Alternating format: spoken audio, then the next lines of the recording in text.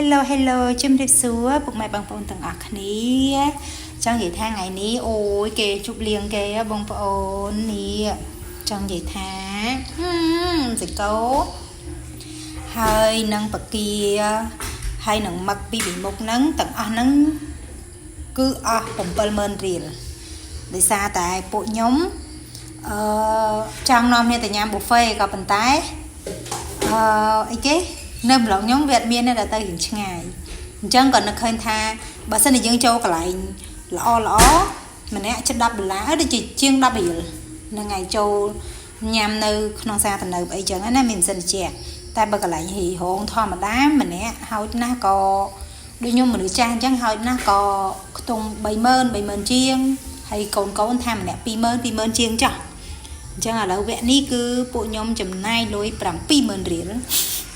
តែថ្លៃសាច់ទេហើយយើងមានថែមបន្លែញ៉ាំតិចតួចប៉ុណ្ណោះព្រោះយើងគិតថាអូខេយើងចង់ញ៉ាំវាអញ្ចឹងមើលយើងញ៉ាំអត់ទៅណា70000ហ្នឹងគ្នា3នាក់បងប្អូនហើយយើងចង់ញ៉ាំមកពេលហើយជើនាំគ្នាញ៉ាំអត់ហើយខ្ញុំនឹងធ្វើការថតជូនបងប្អូនពីឥទ្ធិពលពួកខ្ញុំដែលពួកខ្ញុំនឹងពិតជាអាចញ៉ាំអត់អូខេឥឡូវសូមវីដេអូជូនបងប្អូនប៉ុណ្ណឹងសិនហើយយើងពិភាក្សានៅគ្នារៀបចំដើម្បីរៀបចំធ្វើការញ៉ាំបាយបាយបងអូនទាំងអស់គ្នា Love you ជប់